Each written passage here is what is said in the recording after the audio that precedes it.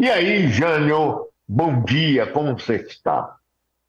Bom dia, estou particularmente bem pelo que você acaba de comunicar ao mundo e à disposição de vocês para conversar, se vocês quiserem dar os meus palpites. E você, Bob Fernandes? Tudo bem, Mário? Jânio, abraço para o Sérgio de Freitas, para você, Mário, e para as amigas e os Obrigado. amigos. Cá estamos. Então, vamos começar a trabalhar.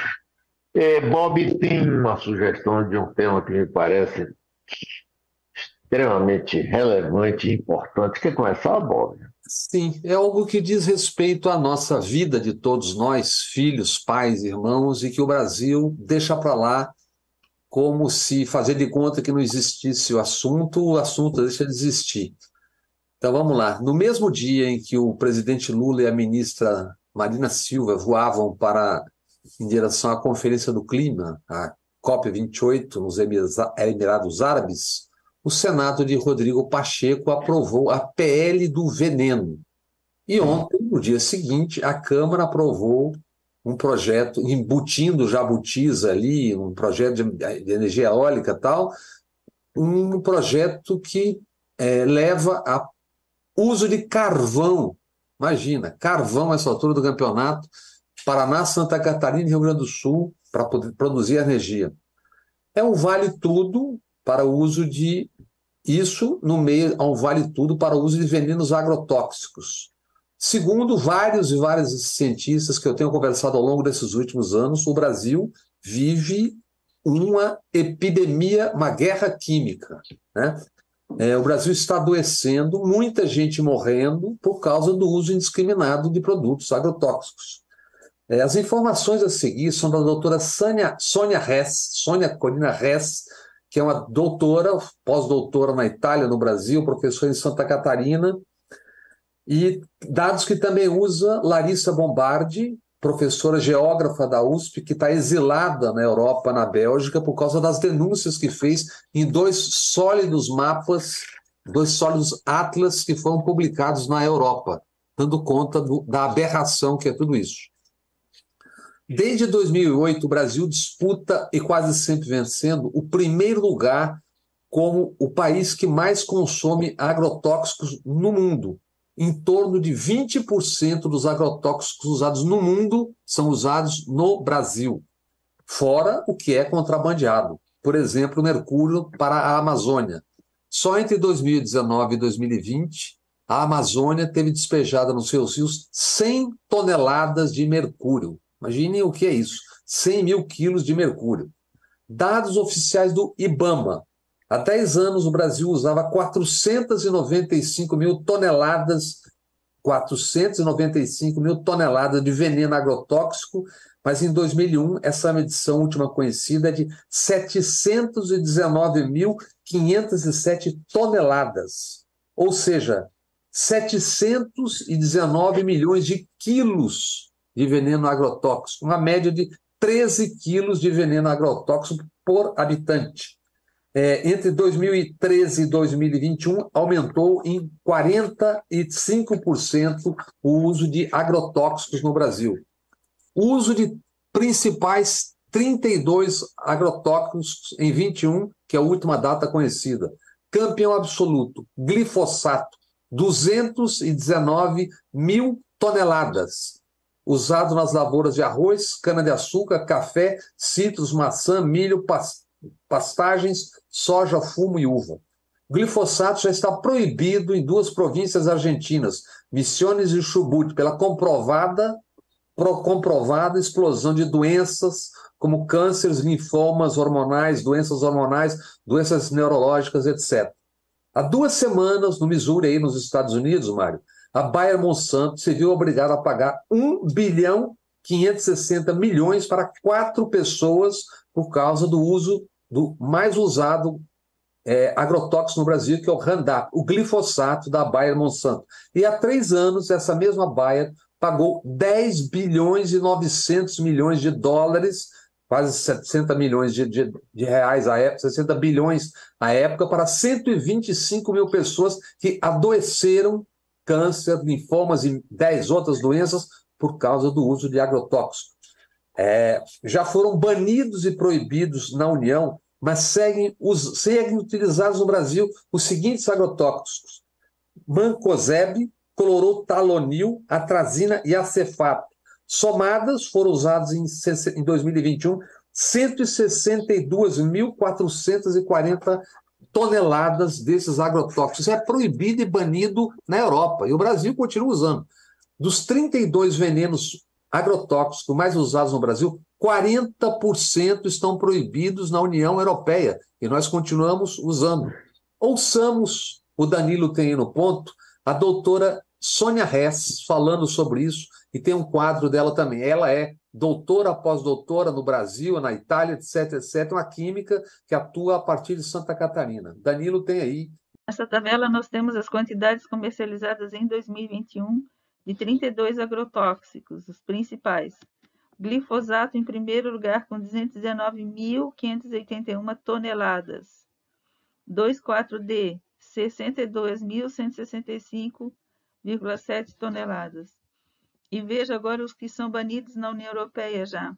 O mancozeb, clorotalonil, atrazina e acefato. Gente, mais de 50.340 toneladas de mancozeb, 38.320 toneladas de clorotalonil, 37.298,6 toneladas de atrazina e 35.856 toneladas de acefato. Vejam que essas moléculas já estão proibidas há muito tempo na União Europeia.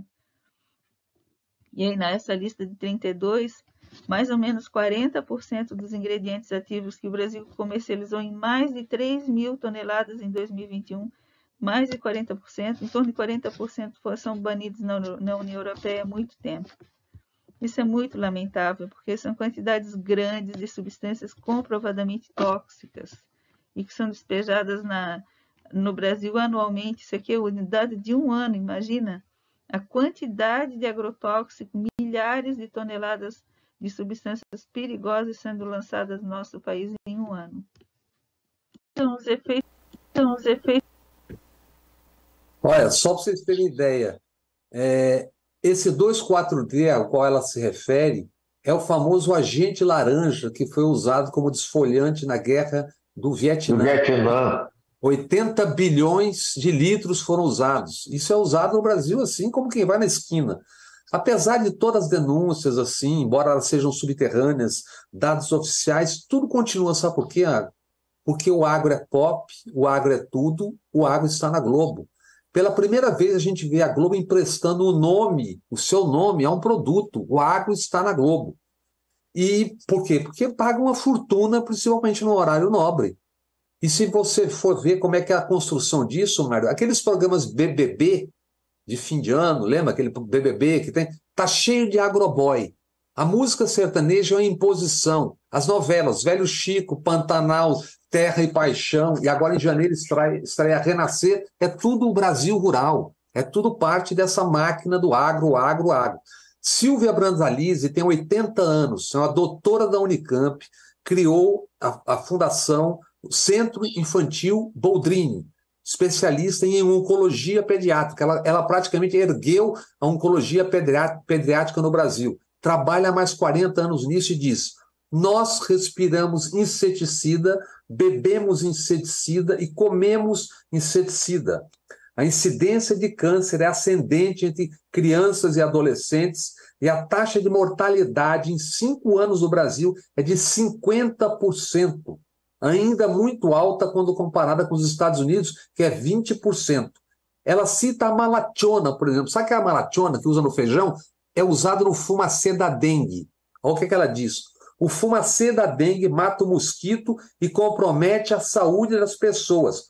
Ouçamos a doutora Silvia Brandalize rapidamente falando com o Ministério Público de Santa Catarina. O principal dano provocado pelo agrotóxico é uma ação direta no gene que a gente herda do pai e da mãe. As alterações genéticas que são provocadas pelos inseticidas, elas são envolvidas com várias doenças, principalmente malformações congênitas, que está aumentando em crianças, câncer, que também está aumentando em crianças. Um ponto importante também que cada vez está mais evidente, criança que nasce sem defesa imunológica.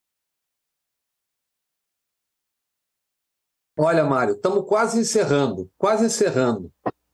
Dados do Instituto Nacional do Câncer, José Alencar, aspas, publicaram no de Olho dos Rolaristas. O câncer infanto-juvenil tem aumentado no Brasil e hoje já representa a primeira causa de morte por doença entre crianças e adolescentes entre 1 e 19 anos. Isso corresponde a 8% das mortes nessa faixa etária.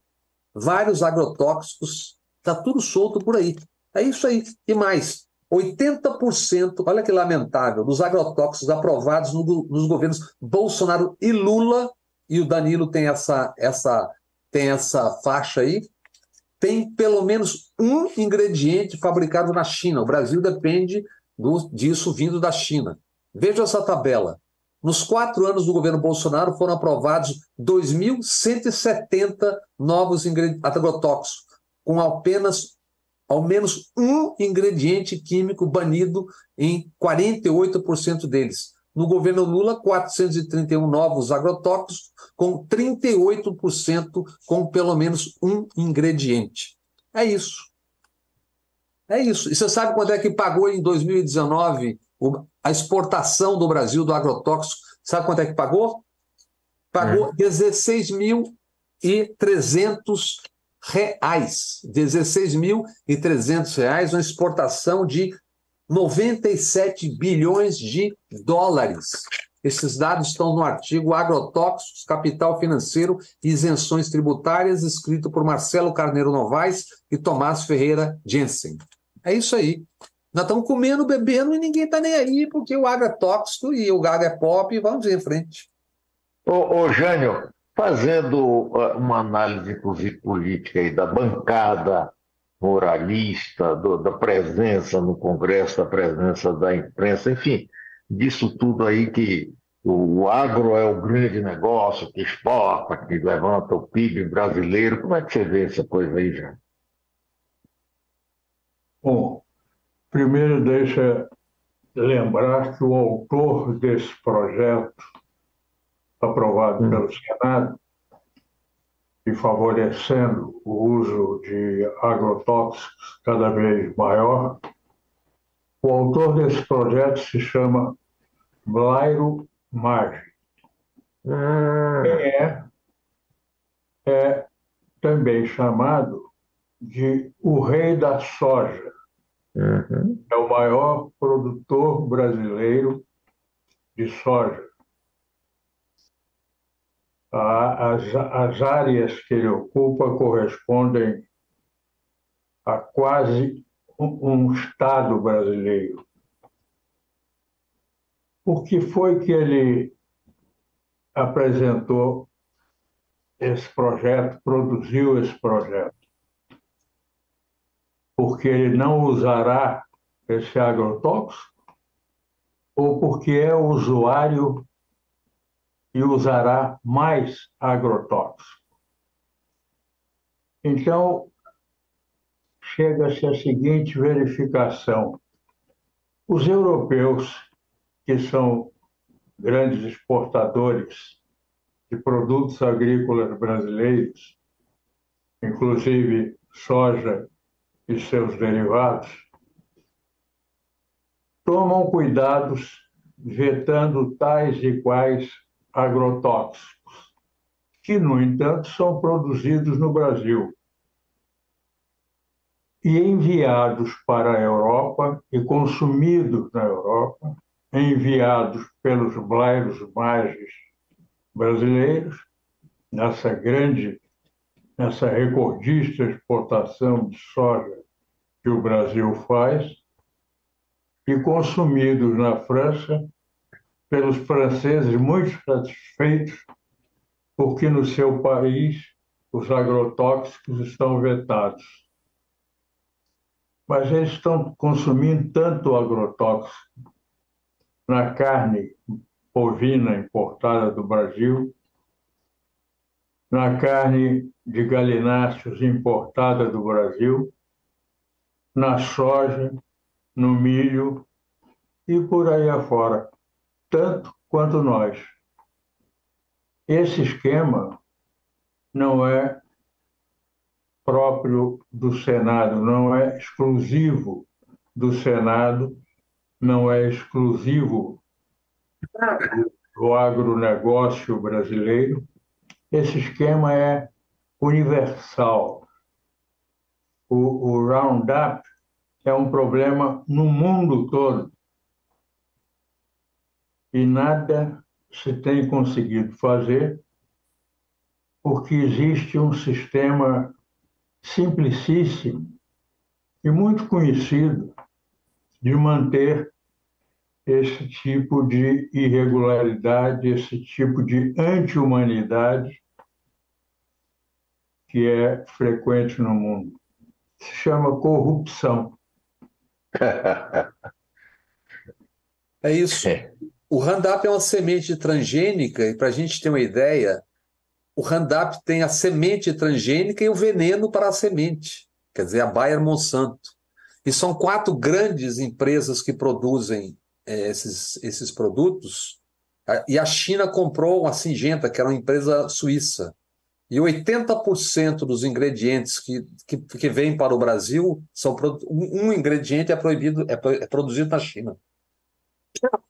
E a Europa acaba de aprovar, depois de batalha, lobby e tudo mais, acaba de aprovar por mais 10 anos o uso do Roundup, do glifosato, com uma diferença. O Brasil usa 5.000 partículas a mais na água, 5.000 partículas a mais na água. E tem lugares como a Áustria onde ele é proibido. Então a gente está comendo e bebendo veneno. Eu medi a água de casa, Mário, com a ajuda do pessoal do Butantan, com pipeta, todo mundo. Sabe o que deu? Microplástico. A gente bebe microplástico. Todo anticoncepcional feminino que cai na água volta para casa e a gente bebe. Por isso tantas doenças hormonais, que as companhias de água só medem micro-organismos. Então, tudo que cai na água, tudo que vem da chuva, tudo a gente come e bebe. Por isso que essa doutora, que é uma super especialista, está dizendo isso, que é uma epidemia de câncer infanto-juvenil. Quantas pessoas a gente conhece que tem isso, que tem aquilo, tem a tireoide, não sei o que é isso. Estão comendo e bebendo veneno. Agora, é tamanho bombardeio marqueteiro, publicitário, que não se consegue romper isso. Essa notícia da PL do veneno saiu no Jornal Nacional, uma notinha ali e tal, como se fosse assim, aprovaram lá uma PL e tal, pronto. Como se não tivesse o significado que tem. Sim, mas aí, pelo que Jânio fala aí, você também, parece que é uma condenação da qual não há como escapar. É isso mesmo? Não, tem uma batalha acontecendo. Por exemplo, essa Larissa Bombardi, que é uma geógrafa da USP, que teve que se exilar, ela produziu 2 atlas desse tamanho, com dados oficiais do governo brasileiro, e mandou e publicou em inglês.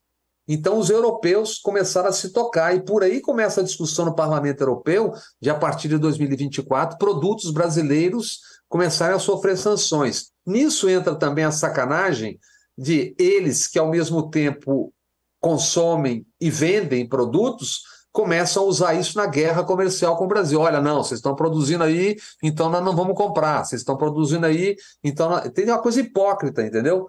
O que eles não vendem, eles não consomem. Agora, o que eles vendem, eles consomem. Então tem uma guerra, é parte da guerra comercial, é parte dessa coisa do Mercosul, que o Lula vai estar conversando agora com a figura lá da Comunidade Europeia, entendeu? Isso entra numa batalha maior. Você tem, agora, o que não tem a reação é que aqui todo mundo assiste assim, comendo e bebendo veneno e não está nem aí. Frescura, coisa de eco-chato. E como em todos os problemas, não adiantaria termos uma legislação adequada à ameaça que nos é dirigida, se não houver vigilância constante e ampla. E isso não se pratica no Brasil De não forma. se pratica no mundo mesmo. Na Europa podem possivelmente ser mais vigilantes do que nós, claro, nos Estados Unidos, quando interessa, também, talvez na China, nenhum outro país mais, mas na maioria dos países, na grande maioria dos países, a vigilância também é falha quando existe, porque frequentemente nem existe. É só uma pequena farsa, como, aliás, se passa na América do Sul e, acredito eu, nesse nosso subcontinente, pelo menos na América Central e na América do Sul. Se houver, é nos Estados Unidos, no Canadá, quando convém aos governos. Para O você ter contrário também não há. Você tem uma ideia, Jânio? O Ceará proibiu, há uns 11 ou 12 anos, a pulverização aérea, que é um desastre, porque o vento leva para tudo quanto é lugar. Há 3 anos, o Rio Grande do Sul perdeu pedaços da safra de uva por causa disso. O ano passado, no final do ano passado, os caras recorreram ao STF para derrubar essa proibição. Você sabe quantos fiscais tem para controlar a pulverização aérea no estado de São Paulo? 15. 15 fiscais para controlar a pulverização aérea do estado de São Paulo. É isso. E a força da grana comanda tudo, né? Como É sempre. isso. É pop, é tudo, tá na Globo, etc, etc. E vamos ver. E esse assunto é incrível, que diz respeito à vida das pessoas, mas as pessoas entram por aqui e saem por ali. É uma coisa assim assustadora. Parece que você está falando de uma coisa. Porque todo mundo pensa o seguinte: isso aqui não vai acontecer comigo, isso aqui é só com o vizinho. Né? É a mesma coisa com a morte. Quem vai morrer é o vizinho. É o vizinho. Eu não. Eu não. Eu não. Não, agrotóxico. As pessoas, não, mas aqui em casa tem filtro. Não adianta o filtro. O filtro não filtra isso. Nem super zoom. Tem os aparelhos aí que vem. Nada, nada. Agora, vem cá, eu queria conversar um pouco também aí, sobre Hamas e Israel. Por sugestão de Bob, eu assisti até aqui com o vô da minha filha esse documentário aí, Os Últimos Dias, ou O último dia de Isaac Rabin. Rapaz, é a coisa mais chocante e impressionante que eu já vi na minha vida. Vocês imaginam o clima de ódio que foi criado contra Isaac Rabin, incitando o assassinato dele, foi incitado por rabinos, por grupos, rapaz. E quem comandava do ponto de vista político isso tudo, e aparece ele falando, a gente vê ele falando, a gente vê a cara dele, Benjamin Netanyahu. E a ideia, rapaz, o Jânio e Bob tem coisas impressionantes. Por exemplo, diz assim, nós não podemos permitir que os gentios ocupem a terra santa. A terra de Israel é dos judeus, não tem nada. Mas uma coisa assim tão terrivelmente... E multidões, Jânio, multidões nas ruas defendendo isso, defendendo assim com maior força, com maior... E no dia que ele é morto... Você explica o que está acontecendo, isso tudo, rapaz. E no dia que ele é morto, uma multidão em favor dos acordos de paz, né? Aquilo Sim, foi feito um comício exatamente com uma multidão para apoiar os acordos de Oslo. Mas aí, rapaz, olha, eu realmente... Esse filme que eu achei impressionante também aquilo ali, a gestação do ovo da serpente. Aquilo ali é a coisa que estava nascendo. Isso que acaba de explodir por também, não só por conta de um lado, né? Mas aquilo ali é terrível. Bom, é claro que esse plano, esse projeto, não é novo, né? Não. Nenhum desses projetos trágicos é novo. Todos eles vêm de um bom tempo de incubação até que encontram uma oportunidade. E hoje o que se vê não é apenas um bombardeio à faixa de Gaza, é um extermínio de uma população de 2 milhões e tal, possivelmente com os refugiados 2 milhões e 400, 500 mil, e é uma ação com a óbvia, mas não divulgada intenção de exterminar a existência, exterminar a faixa de Gaza como físico e como depósito humano.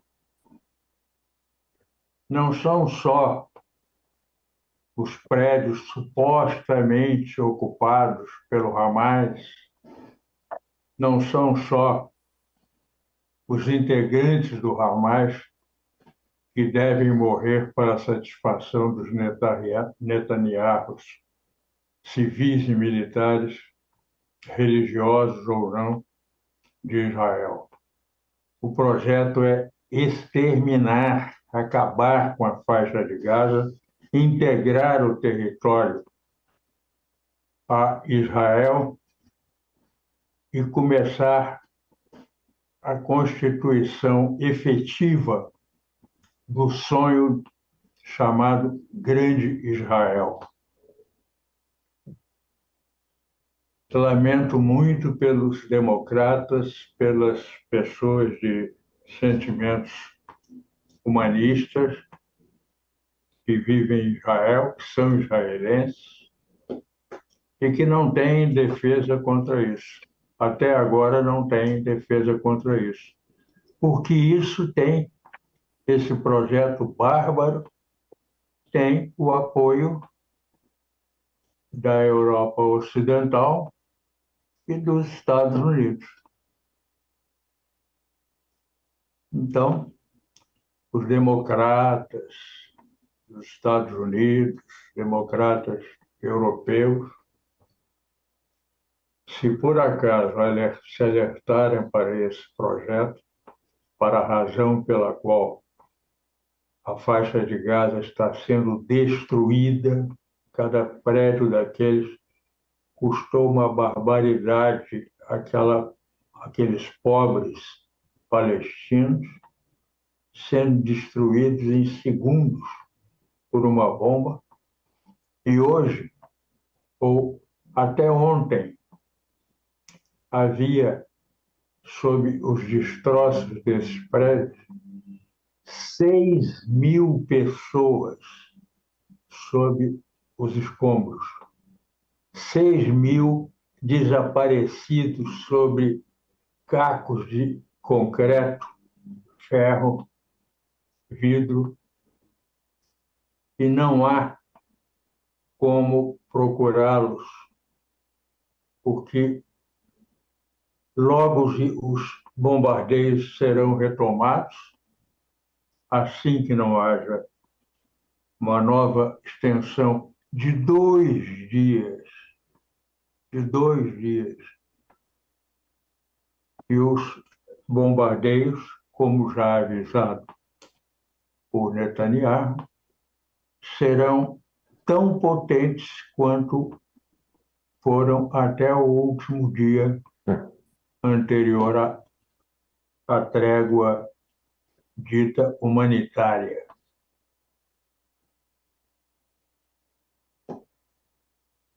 Mas eu não consigo entender por que ele se mantém esse tipo de lógica. Você sabe, outro dia, Jana e Bob, Tem uma série feita em Israel que chama-se Falda, que mostra muito esse conflito entre Israel, Gaza e o território palestino. Num determinado momento, isso foi gravado já há muitos anos atrás, né? Num determinado momento, eu até, Duda, minha filha, separou para mim isso. Um trecho em que dois membros do Hamas conversando lá no quartel lá dele, no abrigo dele, não quero mais o chefe para um jovenzinho, disse, na hora que nós vamos soltar uma bomba com gás, nós vamos trabalhar com isso de novo, é um absurdo, como é que acontece? As pessoas sofrem e aí morrem depois do sofrimento, se perde a inspiração, e nós vamos colocar isso numa sinagoga. Aí o jovenzinho, rapaz, ele, sinagoga, morrer gente inocente, então. Aí o chefe lá dele, supostamente um chefe do Hamas, ele disse, não, mas o que a gente está querendo é isso mesmo. Nós vamos fazer esse tipo de ataque. Israel vai vir com um ataque várias vezes mais duro contra a gente e vai passar como grande vilão na comunidade internacional. Bom, é claro, isso foi gravado há muito tempo, mas é evidente que existe esse pensamento. Israel vai, faz isso, morde essa isca, ou seja, o que for, essa ideia de fazer o grande Israel. O grande Israel para viver em paz aonde, quando, com quem. E vai acontecendo, vai acontecendo. Aí a minha pergunta é o seguinte, quando é, rapaz, que se vai tratar com humanidade aqueles povos palestinos que estão lá? Uma coisa é o Hamas, que é um braço político terrorista deles, mas não é a população. Não tem, não importa. E aí, vamos supor, é uma pergunta que eu queria fazer a vocês. Vamos supor o seguinte, Israel vem e consegue destruir toda, acaba com a Hamas, acaba com... E faz o quê? Vai lá construir, vai levar os assentamentos dos colonos para lá? Oh, eu não consigo entender isso, não. Olha, Mário, e é você, judeu, que está falando isso. Isso é bom porque Sim, os caras. claro. E aí fazem de conta que não ouviu, tá? Quando é você que está falando, não ouviu, não vale, esse não vale. Você está falando uma coisa que me lembrou, sabe o quê? Um personagem que morreu hoje, Henry Kissinger, Prêmio Nobel da Paz, mas na verdade responsável por atrocidades mundo afora. E tem uma conversa dele com o Mao Tse Tung ou com o Zhou Enlai, com Kissinger, dele com ambos, né? Que o Mao Tse Tung diz o seguinte: olha, se eles já entraram aqui, os ocidentais ficaram 100 anos ali em Xangai, tal, depois foram embora.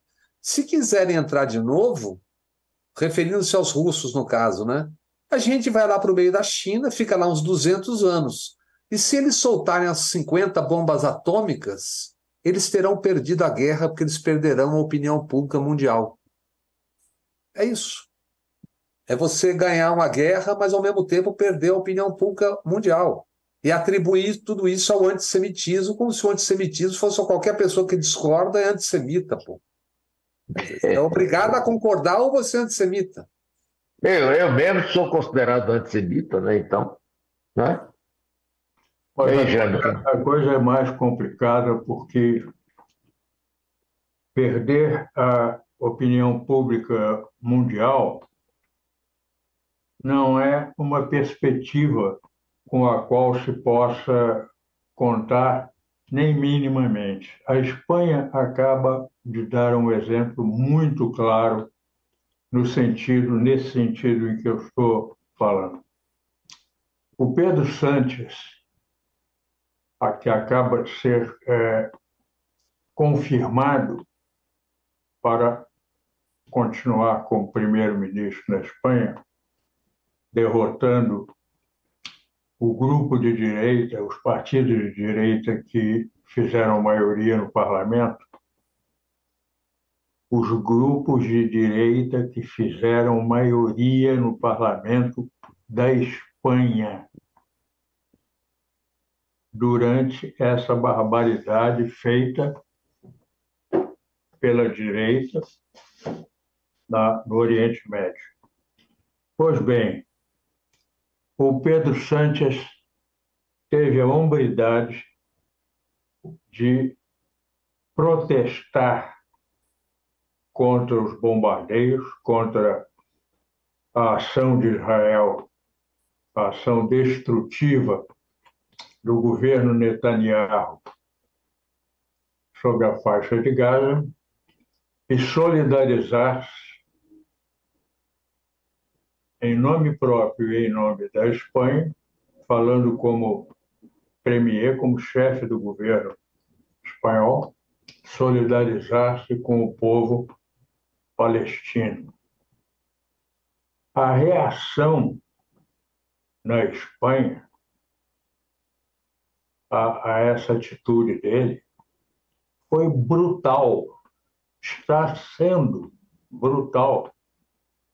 Ele chegou a convocar, no começo dessa semana, ou no máximo final da outra, acho que no começo dessa semana, ele chegou a convocar uma manifestação pública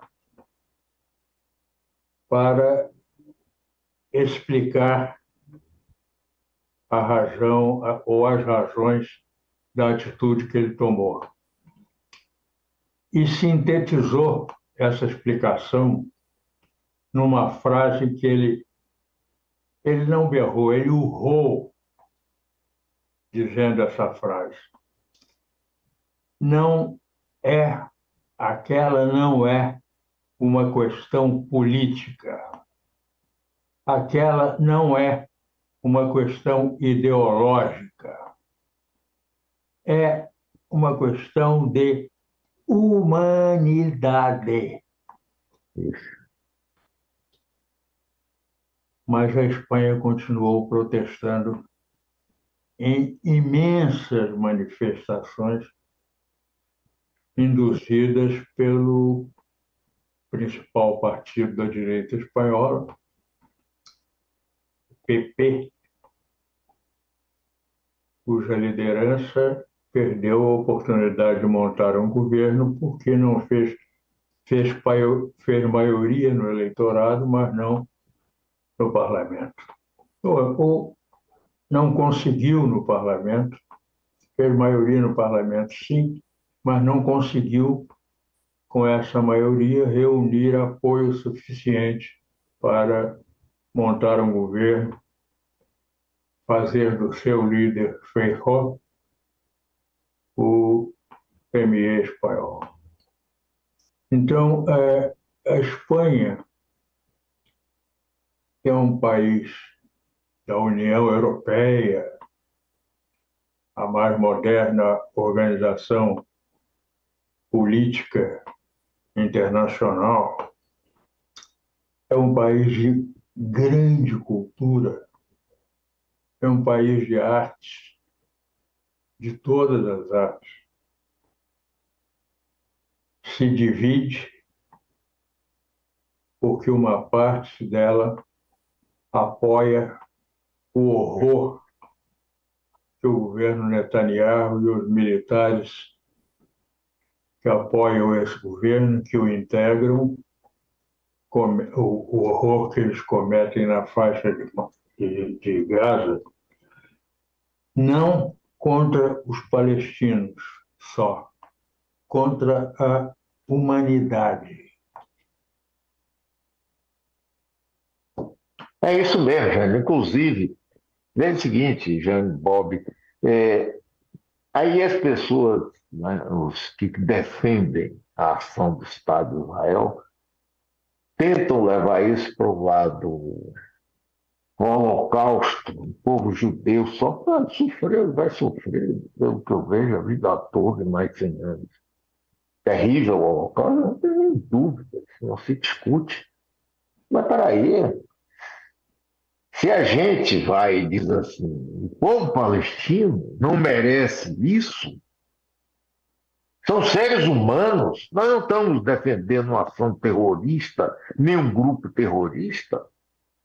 Mas todos aqueles que têm, como esse primeiro-ministro da Espanha, coragem de abrir a boca para dizer isso, mas eu vejo jornalistas aqui aí no Brasil, nós estamos no Brasil, sofreram, inclusive um deles judeu.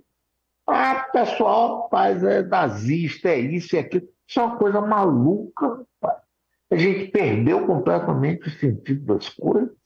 Quer dizer, Mário, o povo judeu é intocável, não estamos falando do povo judeu, nós estamos falando de um governo e de uma parte da população de Israel ultradireita, fascista, criminosa. E qualquer pessoa, esse negócio do judaísmo, do semitismo, antissemitismo, não tem nada a ver com a história. Bem disse aí o primeiro-ministro, não é uma questão ideológica, não é uma questão religiosa, é uma questão só de humanidade. Mas é difícil as pessoas entenderem. Diga, Bob. nesse filme, Yitzhak Rabin é chamado de nazista. Botam ele como com a Hitler. suástica e vestem ele também com a roupa de Arafat. Cospem nele na rua. O Sharon.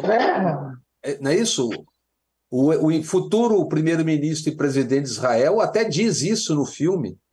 E quem é que se torna primeiro-ministro 7 meses depois do assassinato? Benjamin Netanyahu. É isso. É a questão de governo, não é questão de um povo inteiro, um estado inteiro. É questão da decisão de um governo que tem sustentação porque está lá.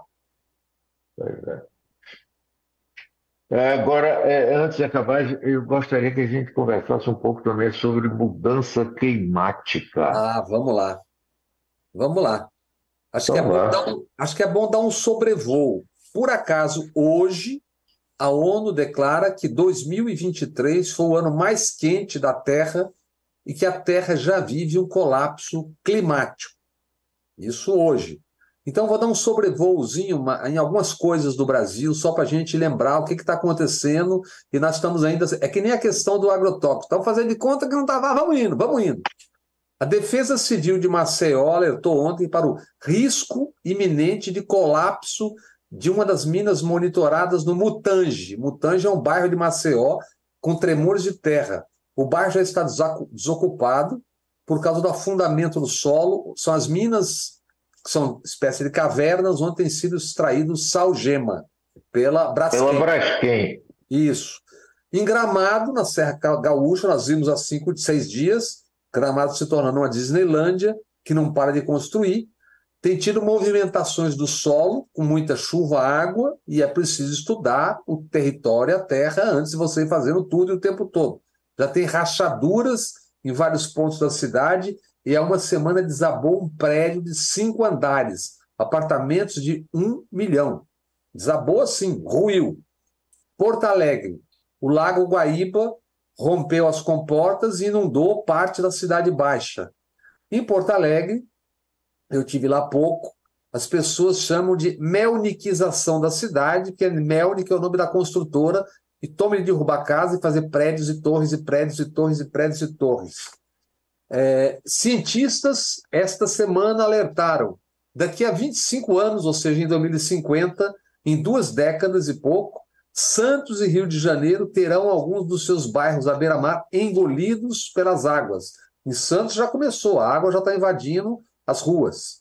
São Paulo, nem falar, vive uma estupidez de prédios, torres e engarrafamentos. E a nossa Salvador, Mário, insiste em atacar, por exemplo, Stella Maris continua sob ataque, aquele projeto grotesco dos prédios na Praia do Buracão, que vai acabar com o sol na praia em boa parte do ano, em boa parte da praia, mas o Buracão é só um exemplo da bandalheira, Mário.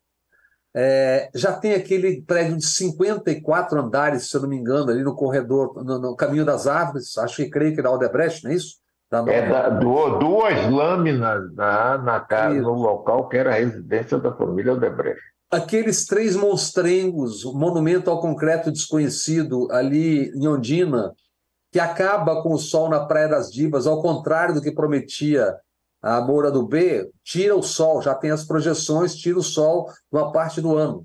Está ali, já está lá. Além de ser uma muralha que impede a ventilação. Rapaz, aquilo visivelmente é um absurdo. E essa empresa continua fazendo tudo o que quer em Salvador. Vai comprar o Hotel Otton, vai fazendo o antigo Meridian, vai fazer um retrofit. As cidades do mundo já estão falando em descarbonização. Salvador está indo na contramão disso. E as autoridades, prefeitura, conivência, para não dizer uma outra coisa, vão erguendo e permitindo cortinas de concreto que, obviamente, vão acabar com a luz, com o vento, com o sol e e vão produzir o quê? O esquentamento da cidade, como já está se vendo. E hoje, Mário, olha só que delícia. Na Pupileira, me avisaram, que hoje tem na Pupileira o primeiro Fórum Baiano das Cidades.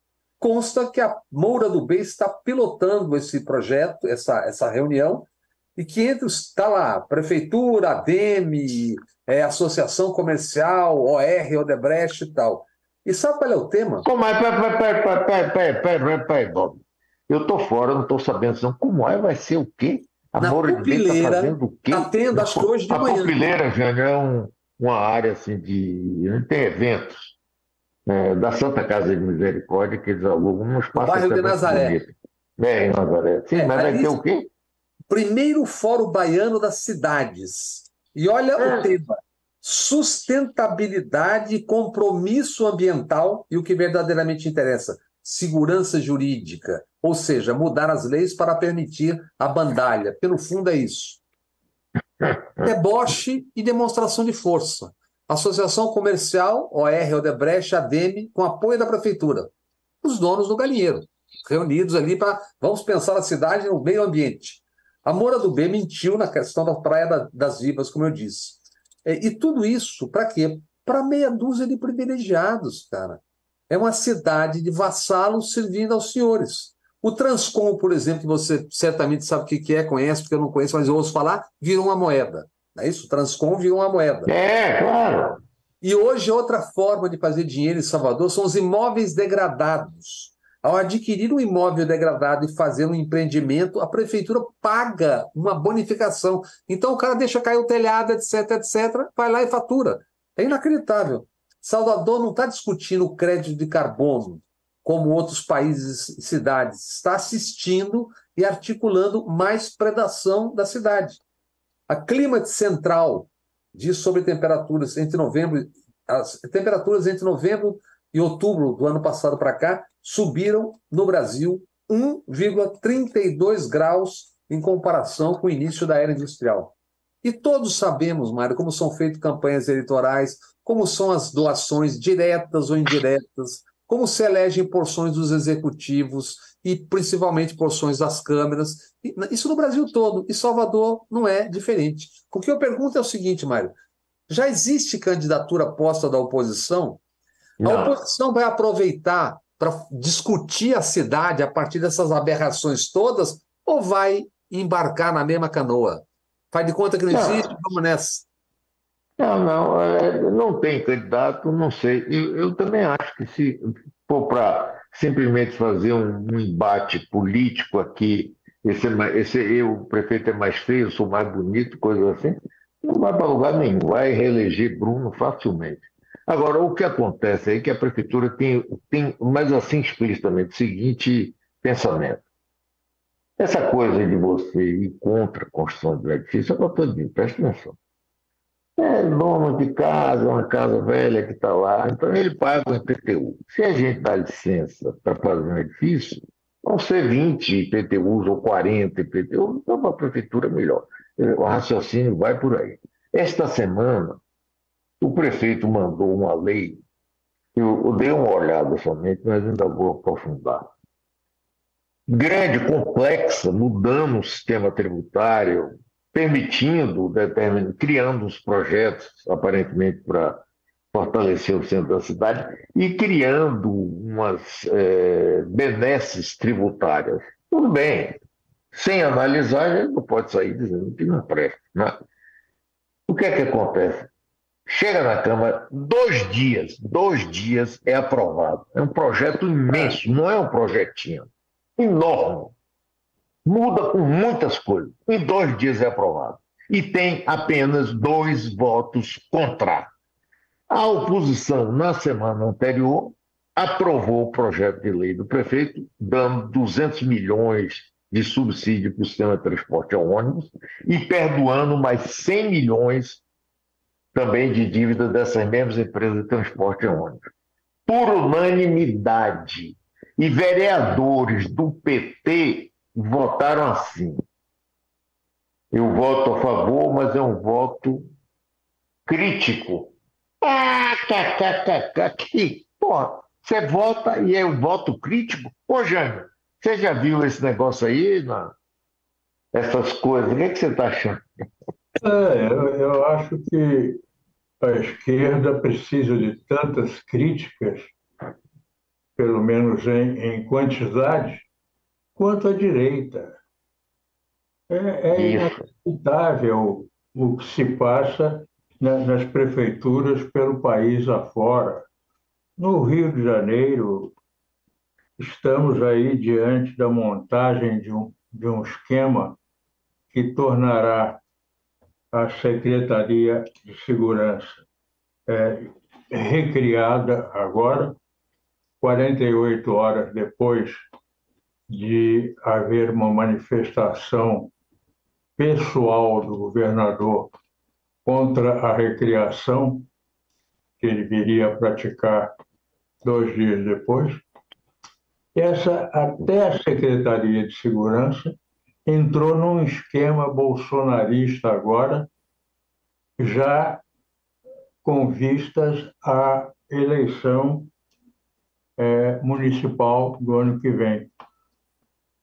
Então, essas prefeituras, essas câmaras de vereadores, são talvez mais contrárias na sua média, mais contrárias às populações que as elegem, do que favoráveis. A julgar pelo que se passa nos processos de crescimento das prefeituras, processos desordenados, criminosos até, processos contra o bem-estar, contra a educação, contra a infância, contra a possibilidade de espaço para a infância. Esses processos são todos eles pagos por baixo do pano. Não há a menor dúvida. A corrupção rege esse sistema de edilidade, de vereança, de prefeituras. Salvam-se muito poucos em relação ao número imenso de vereadores que se tem no Brasil, ganhando muito bem relativamente à situação de cada município e fazendo carreira política, porque hoje não há nada mais proveitoso do que se tornar político no Brasil. É verdade, é verdade.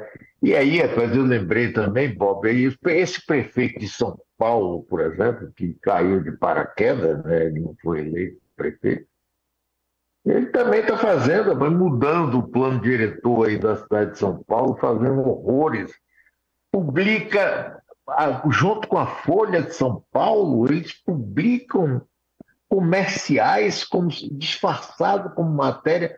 Só quem for olhar muito a si mesmo depois que houve reclamações é que você vê que aquilo é uma publicidade da prefeitura. Rapaz, a cara de pau desse povo. Você falou certo, Jânio. Você vê o seguinte, no próximo ano tem eleição para prefeito e para vereador, e todos eles, prefeitos e vereadores, estão buscando os recursos para a campanha. Esse negócio de fundo partidário não eliminou nem um pouco o Caixa 2.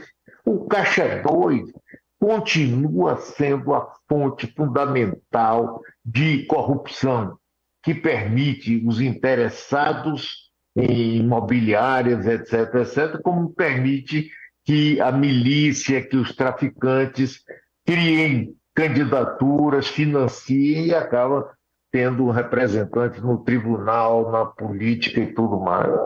E para o ano, no próximo ano, teremos a eleição sobre essa égide, digamos assim, não é? Portanto, candidato da oposição ou se contrapõe claramente a isso. E existe Com proposta. Isso, existe uma possibilidade extraordinária. Você não vai ganhar a eleição, diga o que é isso, como é isso e qual é a alternativa. Diga, deixe de ser otário, porque é você que vai pagar a conta. Você não vai ver o mar, você vai esquentar, você não vai ter vento, você não vai ter luz e você vai pagar a conta, porque você vai sendo expulsado para as quebradas da cidade, porque os caras vão ocupando os lugares e só fica ali quem tem dinheiro para pagar o IPTU, quem tem dinheiro para pagar o condomínio. Então, deixe de ser otário, né? Agora, alguém tem que ser um candidato em qualquer lugar, seja aí, e dizer as coisas como tem que ser dito, pô. Porque pode perder a eleição, mas educa as pessoas. Isso. Nós estamos... Faz um debate bom. Agora, olha, mais uma vez, infelizmente, acabou o nosso tempo. Renovar aqui os nossos parabéns a Sérgio de Freitas, que aniversaria hoje. Avisar vocês que na próxima semana o nosso programa será no dia normal, dia 8. E mais ainda, que no dia 15 de dezembro, Bob e eu estaremos no Rio de Janeiro, ao lado físico do nosso mestre Jânio Freitas, fazendo o programa aí. Tudo arrumado. O problema que tinha todos resolvidos para a nossa alegria. Jânio, um abração para você, querido. Abraço a todos. Muito obrigado. Um abraço, Mário, Jânio, amigas e amigos. Então, até para a semana. Dia 8 e dia 15 no Rio de Janeiro. No Vidigal. Não tem conversa. Tchau, pessoal. Um abração, um beijo para vocês, Jânio, Bob. Até a próxima. Eu pego um avião hoje de noite aqui voltando para o Brasil. Tchau, pessoal. Boa viagem. Intervalo comercial e o próximo programa. Obrigado.